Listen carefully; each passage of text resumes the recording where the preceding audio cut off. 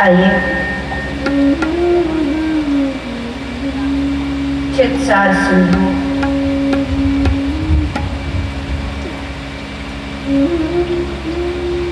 सर्वेश्वर भगवान राधा गोविंद के चरण कमलों का ध्यान करते हुए सभी श्रीमद् भागवत कथा के प्रथम दिन में प्रवेश करें।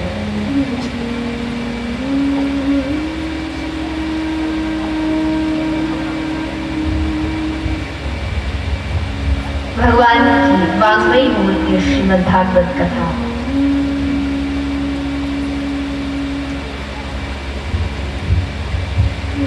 प्रलयम हि गमिष्यन्ते श्रीमद् भागवत ध्वनि, यानी जिस भागवत की एक ध्वनि, एक स्वर, एक श्लोक से समस्त कलयुग के पापों का नाश हो जाए, ऐसी श्रीमद् भागवत कथा।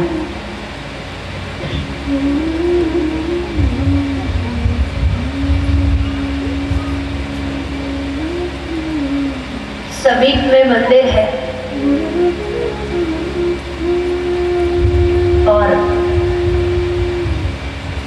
मंदिर के समीप श्रीमद् भागवत रूपी गंगा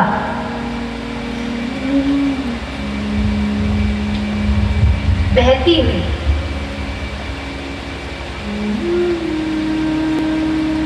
मंदिर में और गंगा में फर्क क्या है? बोले आप मंदिर में जाओगे तो मंदिर के कुछ नियम हैं। मंदिर इस टाइम से इस समय तक खुला रहेगा, फिर उसको बंद कर दिया जाता है। यानी अब ठाकुर जी शयन कर रहे हैं, सो रहे हैं, पट बंद हो गया। कोई बड़ा व्यक्ति भी आए तो भी नहीं खोला जा सकता, क्योंकि ये भगवान के शयन का समय है।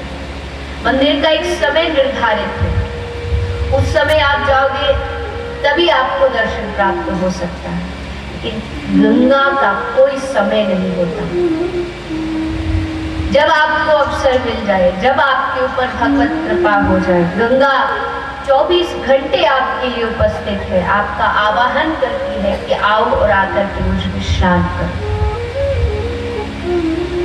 कोई समय निर्धारित है, जब अवसर मिले गंगा में जाकर के डुबकी लगाओ। दूसरा, मंदिर में जाना है तो स्वच्छता से जाना पड़ता है। पंडित जी भी कहेंगे कि चंबल बाहर उतारिए, स्नान करके आइए, और मुंह में कुछ उल्टा सीधा दबा रखा हो तो इसको पहले साफ करके आइए, फिर मंदिर में प्रवेश करिए। स्वच्छता होगी। लेकिन गंगा आपसे ये नहीं कहती कि आप स्वच्छ होकर के मेरे पास आए।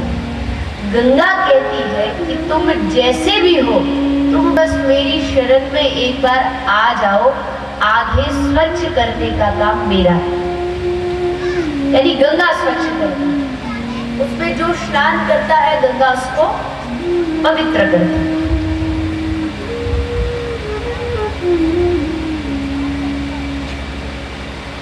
जब हम मंदिर जाते हैं तो पंडित जी हमें कुछ हाथ में शरणामृत देते हैं या प्रसाद देते हैं कि आप इसको घर ले जाइए।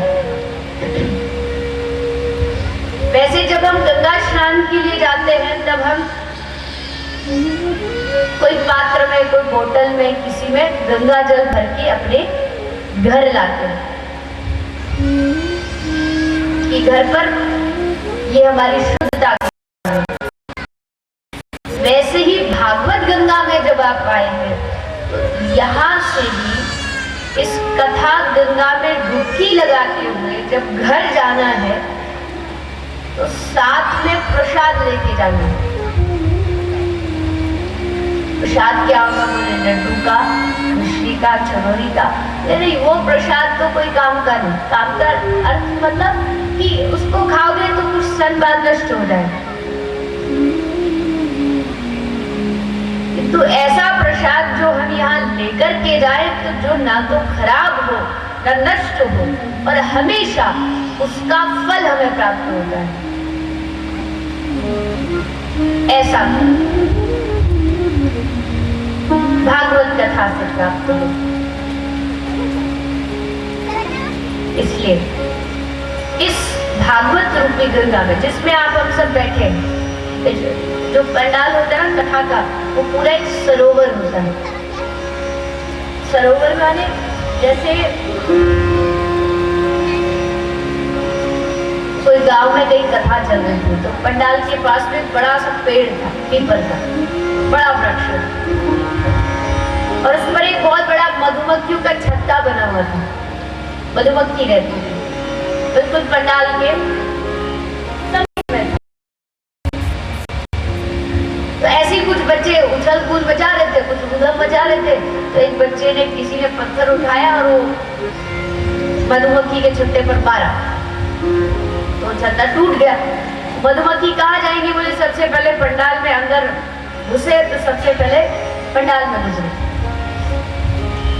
और मधुमक्खी फिर छोड़ने वाली है नहीं, एक बार लग जाए तो फिर छोड़ती रही। हमारी अभी यात्रा हुई थी, फरवरी महावे, जो साथ गए थे उनको मालूम नहीं। सब यात्री यात्रा कर रहे थे बढ़िया, एक ऐसा मधुमक्खी का छक्का टूटा, सब बड़ी ठाकुर जी की कृपा से बच गए। एक कनाडा से कोई भाई आए थे तो उनके पीछे लगी, तो मधुमक्खी छोड़ती सब श्रोता को काटने लगे, सब उठ के भागे। अब बस पंडाल में बचे थे व्यास जी और यजमान जी। व्यास जी उठ रही है, बोलो कथा बीच में कैसे छोड़ दूं। यजमान जी सोचे जब तक व्यास जी नहीं उठे हम कैसे उठ जाए, इसलिए बैठे बैठे चुपचाप सुनते जा रहे हैं। जब व्यास जी ने भी देखा अब हद से बाहर हो गया, अब नहीं रुका जा सकता, व्यास जी ने अपनी पोथी पतरा उठाया, व्यास जी भी पकड़ धोती दौड़े आगे। अब यजमान जी ने सोचा व्यास जी दौड़ लिए तो हम काय को बैठे, आगे आगे व्यास जी, पीछे पीछे यजमान जी, और यजमान जी के पीछे पीछे सारी मधुमक्खी, और दौड़ते जा रहे, पीछे पीछे मधुमक्खियां दौड़ती जा रही। अब कहा जाए तो एक कोई ऐसे को कमरा था, तो पंडित जी तो उसमें दरवाजा खोल के भीतर घुस गए, अंदर से लगाना। पंडित जी तो बच गए, अब रह गए यजमान जी। वो कहा जाए सामने एक बहुत बड़ा सरोवर था, तालाब था, यजमान जी में उसने जोर से डुबकी लगाई, कूदे, पानी में कूद गए, और मधुमक्खियां भी पीछे पीछे पानी में पहुंच गए। अब क्या करें, अब तो ऊपर घूम रही, तो यजमान जी ने नाक बंद की और नाक बंद करके पानी में अंदर घुसे। जब तक श्वास रहा तब तक तो भीतर रहे, और जैसे श्वास खत्म हुआ तो मुख बाहर निकाला, और जैसे बाहर निकाला तो जितनी ऊपर घूम रही थी फिर से काटना शुरू हो, फिर अंदर मुख डाला, फिर जब तक श्वास रहा अंदर रहे, मुख बाहर निकाला, फिर काटा। यानी जब तक उस सरोवर में डुबकी लगाए रखे तब तक मधुमक्खियों से बचते रहे, पर उस सरोवर से बाहर निकलते ही मधुमक्खियों ने काटना प्रारंभ किया। वैसे ही ये पंडाल क्या है, बोले पंडाल एक सरोवर है, और संसार क्या है, बोले संसार विषय रूपी मधुमक्खी है जो हमको दिन भर काटती रहती है। अब बेटे को नौकरी चाहिए, अब ये कर रहा है, अब वो कर रहा है, वो मधुमक्खी दिन भर काटती है। लेकिन जब हम इस सरोवर में आकर के बैठकर के भगवान की कथा सुनते हैं तो उस समय उस विषय रूपी मधुमक्खी से बच जाते हैं। पर जैसे यहाँ बैठे बैठे भी अगर अपना मन इस सरोवर से बाहर निकाल के लेके गए तो तुरंत विषय रूपी मधुमक्खियां प्रहार करें, फिर काटेंगे। जब तक इस सरोवर में डुबकी है तब तक बचे रहेंगे, और इस सरोवर से बाहर निकलते ही, या बैठे भले यहाँ हो, मन घर में हो,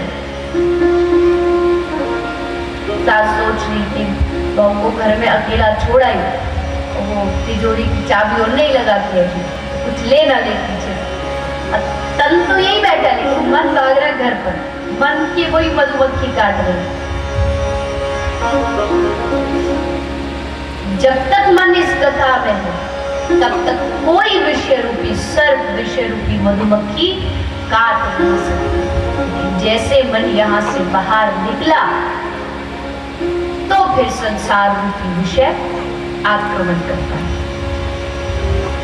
इसलिए समझदारी के साथ इस सरोवर में स्नान करते हुए जो अवसर भगवान ने हमें प्राप्त कराया है, उस अवसर को समझते हुए भगवान की इस कथा का आनंद लेते हैं, क्योंकि कथा कभी भी अपनी मर्जी से न कही जा सकती है, न सुनी जा सकती है, न कराई जा सकती है। तो कैसे होगी, बोले जब स्वयं भगवान अपने दोनों हाथ उठा करके हमें आशीर्वाद दे, तब जाकर के भगवान की कथा सुनने का, कहने का अवसर प्राप्त होता है। इसलिए गोस्वामी तुलसीदास जी ने रामायण में लिखा है, बिन सत्संग विवेक न होई, राम कृपा बिन सुलभ न सोई। बिन सत्संग विवेक न होई, राम कृपा बिन सुलभ न सोई। बिन सत्संग विवेक न होई, राम कृपा बिन सुलभ न सोई। सत्संग विवेक न होई, राम कृपा बिन सुलभ न सोई। बात मिले पुनीतात मिले, सुख घात मिले युवती सुखदाई। सुख मिले युवती सुखदाई, राज मिले गजबाज मिले, सब काज मिले मन वांछित पाई। बाज मिले मन वांछित पाई। लोक मिले विधि लोक मिले, परलोक मिले वैकुंठ ही जाई। लोक मिले वैकुंठ ही जाए। सुंदर और मिले सब ही, पर सत समागम दुर्लभ भाई। संत समागम दुर्लभ भाई, संत समागम दुर्लभ भाई। बिनु सत्संग विवेक न होई। बिन सत्संग विवेक न होई। राम कृपा बिन सुलभ न सोई। राम कृपा बिन सुलभ न सोई। बिन सत्संग विवेक न हुई, बिना सत्संग के विवेक की प्राप्ति नहीं हो सकती। रामायण उसका प्रमाण है। किंतु ये सत्संग भी मिल सकता है तो ठाकुर जी की कृपा से प्राप्त हो सकता है, अन्यथा प्रयास करने के बाद भी इस कथा को सुन पाना, श्रवण कर पाना असंभव। आप विचार करो, लोगों को कथाओं में नींद क्यों आती है? घर का काम धंधा छोड़ छाड़ के सब कथाओं में आते हैं, और कथा में आती ऐसी चकाचक नींद आती कि पूछो मत। खंबे से कमर लगाएंगे और 3 घंटे खूब समाधि लेंगे, कोई टेंशन नहीं, कोई चिंता नहीं, और आराम से। इसमें आप किसका दोष दोगे? उस व्यक्ति का। बोले नहीं, दोष क्यों है, वो तो कथा सुनने आया है। किंतु जब भगवान कृपा नहीं करेंगे तो कहां से कथा श्रवण कर सकते हैं, जब तक स्वयं भगवान की कृपा न हो। इसलिए इस श्रीमद् भागवत कथा को हम श्रवण पान करें। सर्वप्रथम इस भागवत के महात्म्य का वर्णन करते हैं कि जिस कथा को हम श्रवण पान कर रहे हैं, इस कथा का फल क्या है, इस कथा का महात्म्य क्या है। तो सर्वप्रथम महात्म्य का प्रथम श्लोक भागवत में वर्णन आया है। आइए सभी हाथ जोड़ करके पीछे पीछे भागवत के प्रथम श्लोक का मिलकर के पाठ करें। सच्चिदानंद रूपाय, सच्चिदानंद रूपाय,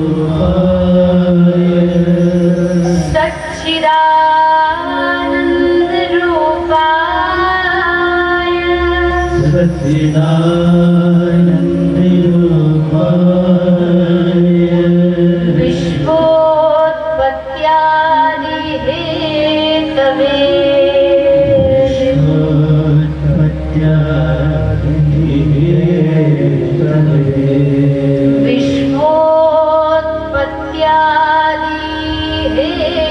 हेतवे,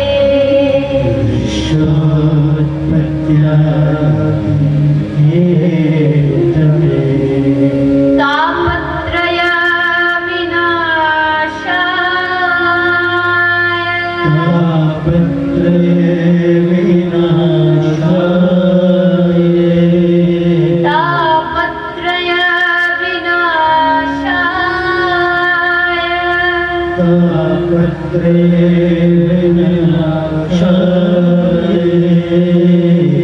श्रीकृष्णाय वयं नुमः श्रीकृष्णाय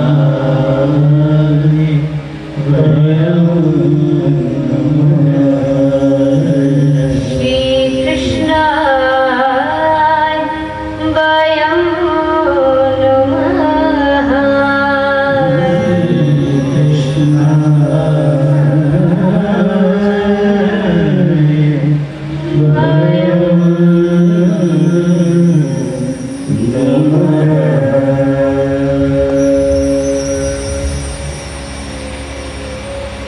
सच्चिदानंद रूपाय विश्वोत्पत्त्यादि हेतवे तापत्रय विनाशाय श्री कृष्णाय वयं नुमः। भागवत का प्रथम श्लोक दर्शन कराता भगवान का स्वरूप क्या है, भगवान का स्वभाव क्या है। क्योंकि जब आपको किसी व्यक्ति का परिचय पूछना हो तो आप पूछते हो कि भैया इसका नाम क्या है, ये करते क्या है, दिखते कैसे हैं, और सबसे बड़ी बात इनका स्वभाव कैसा है। क्योंकि स्वरूप और स्वभाव में बड़ा फर्क है। स्वरूप किसी का बड़ा अच्छा हो लेकिन उसका स्वभाव बेकार हो तो आप उसको बिल्कुल पसंद नहीं करेंगे, और किसी का स्वभाव अच्छा है तो आप कहेंगे अरे वाह बड़ा अच्छा व्यक्ति, बड़ा अच्छा आदमी, बड़े प्रेम से मिलता है, उससे मिलते तो दिल खुश हो जाता है। और एक ऐसा भी है जिसको आप बोलते हो कि सुबह सुबह उसका चेहरा देख लिया था इसलिए दिन खराब हो, चाहे वो कैसा भी हो लेकिन उसका स्वभाव आप अच्छा नहीं समझते इसलिए बोलते। तो भगवान का स्वरूप, स्वभाव, कार्य सब श्लोक में बताया। सच्चिदानंद रूपाय भगवान सच्चिदानंद घन स्वरूप है, सत्य है, चिद है और आनंद है, इसलिए इनका नाम सच्चिदानंद।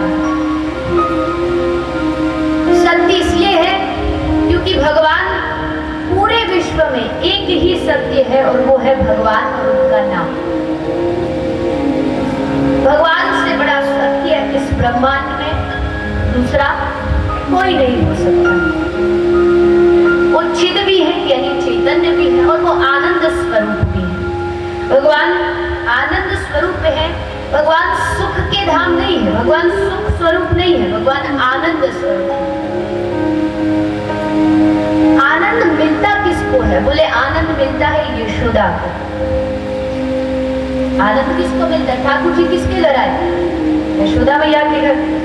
अब प्रश्न होता है कि यशोदा कौन है, तो यशम ददाती इति यशोदा, जो दूसरों को यश दे, दूसरों को आदर दे, दूसरों के प्रति सम्मान का भाव रखे, सब में एक जैसा भाव रखे, सबके प्रति दया भाव रखे, उसका नाम यशोदा है। चाहे भले वो एक पुरुष ही क्यों ना, जो दूसरों के बारे में सोचता हो, जो दूसरों के लिए जीता हो, उसका नाम यशोदा है और उसके घर ही आनंद का प्रागट्य हो सकता है। अन्यथा भगवत प्राप्ति बड़ी मुश्किल है। यशोदा जैसा भाव होना चाहिए, दूसरों के लिए जीना आना चाहिए। एक कोई बड़ा बूढ़ा बुजुर्ग आदमी बहुत वृद्ध है, हाथ पांव उसका काम नहीं करता, एक मिट्टी में कहीं कुछ खोद के कुछ पेड़ गाड़ रहा था, तो किसी ने हंसते हुए बाबा ये तुम क्या कर रहे हो, बोले मैं आम का पेड़ लगा रहा हूँ। बोले बाबा जब तक ये आम का पेड़ लगेगा तुम तो इस दुनिया से जा चुके हो। बोले मैं भले जा चुका हूँगा लेकिन मुझे इस बात की खुशी है कि मेरी की गई मेहनत का फल आगे आने वाली पीढ़ी इसका स्वाद लेगी, आगे आने वाले बच्चे इसके ऊपर चढ़ेंगे, इसके नीचे बैठेंगे, स्वादिष्ट फलों का आनंद लेंगे। यानी मैं वो काम करूं जिससे दूसरे व्यक्तियों को आनंद मिले, दूसरे व्यक्तियों को सुख मिले। अन्यथा अपने लिए तो संसार का हर आदमी करता है, पशु भी करता है। पशु को हम और आप थोड़ी घर बना के देते हैं, वो खुद बनाता है। एक चिड़िया अपना घोंसला स्वयं बनाती है। अपने लिए संसार का हर एक जीव करता है, किंतु उच्च और श्रेष्ठ और महापुरुष व्यक्ति वो है जिसने दूसरों के लिए कुछ किया, जिसने सबसे प्रेम किया, जिसने सब में भगवान को। इसलिए कहते हैं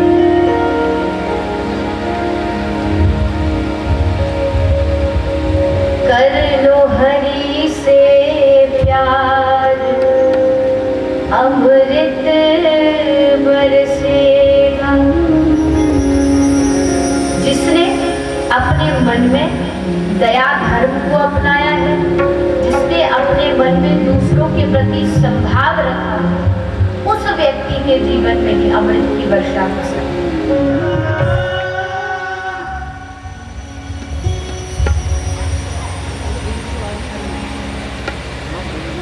तो अमृत की प्राप्ति कोई वस्तु के रूप में नहीं हो सकती। कोई विचार करे कि देवता हमें ला करके अमृत दे, हम अमृत पान करें तब हमारा जीवन सुखी हो। बोले नहीं नहीं, भगवान का नाम ही अमृत है और आपके जीवन में अमृत तब बरसेगा जब दया धर्म हृदय में होगी, संतों की सेवा जीवन में होगी, भगवान नाम जीवन में होगा, तब अमृत की वर्षा होगी।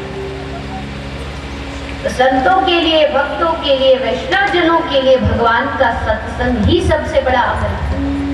कोई वस्तु अमृत नहीं है, उनके लिए भगवान का सत्संग ही अमृत है। इसलिए गोपियों ने भी कहा है तब तथामृतम तप्त जीवनम कविभिरीडितम तन्मशातम श्रवण मंगलम। श्रीमदागम श्रवण मंगल है, यानी इसका सुनना ही मंगल है। भुवि गृह्णन्ति ते भूरिदा जनाः, यानी भगवान का सत्संग ही अमृत वर्षा के रूप में जीवन में प्रकट होता है। इसलिए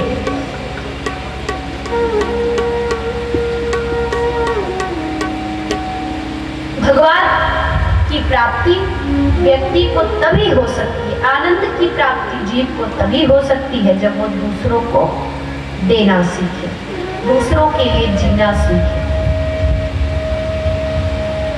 सच्चिदानंद रूपाय विश्वोत्पत्त्यादि हेतवे, भगवान इस विश्व की उत्पत्ति भी करते हैं, पालन भी करते हैं और संहार भी करते हैं। किंतु उत्पत्ति में ममता नहीं है भगवान के, पालन में उनको अहंकार नहीं है और संहार में उनको शोक नहीं है। ऐसी भगवान की सृष्टि है। हमारी उत्पत्ति में ममता होती है, पालन में अभिमान होता है कि देखो हम अपने परिवार का पालन कर रहे हैं, हम बाल बच्चों को पढ़ा रहे हैं, हमारी वजह से घर चल रहा है। पालन में अभिमान होता है, अहंकार होता है, और किसी का संहार हो तो उसमें शोक भी होता है। लेकिन भगवान को ना ममता है, ना अभिमान है, ना शोक है। ऐसी भगवान की सृष्टि। तापत्रय विनाशा, 3 ताप है, दैहिक दैविक भौतिक ताप। भगवान दैहिक ताप को भी नष्ट करते हैं, दैविक ताप को भी और भौतिक ताप को भी। दैहिक ताप यानी वो शरीर की बीमारियां, दैविक ताप यानी देवताओं के द्वारा दिए गए प्रकोप, और भौतिक ताप यानी संसार की अशांतियां, टेंशन आदि। हर व्यक्ति इन 3 तापों से ग्रस्त है, हर व्यक्ति इन 3 दुखों से ग्रस्त है। किंतु जिसने भगवान के चरण पकड़ लिए, जिसने भगवान को अपना जीवन समर्पित कर दिया, उसको कोई दुख कभी स्पर्श नहीं कर सकता। चाहे वो रोटी मांग के भी खाए, लेकिन वो आनंद में रहे, क्योंकि उसके अंदर भक्ति है, उसके अंदर भाव है। और भगवान के अध्यात्म में भाव की ही प्रधानता है।